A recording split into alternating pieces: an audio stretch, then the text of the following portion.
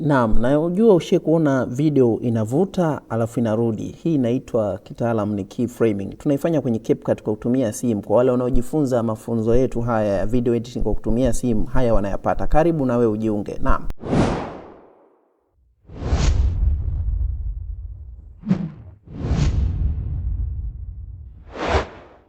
Twende hiko hivi. Wakati unataka kwanza kuedit, utaweka video yako vizuri kwenye timeline, kisha utalisize vizuri. Hapa juu kuna alama ambayo tunaita keyframing. Hii hapa juu nilioonyesha na mstari.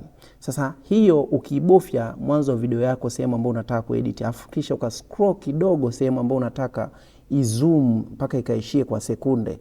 Kisha utaenda utachukua vidole vyako viwili, utaizoom hiyo picha ambayo au video ambayo umeiweka kwenye timeline.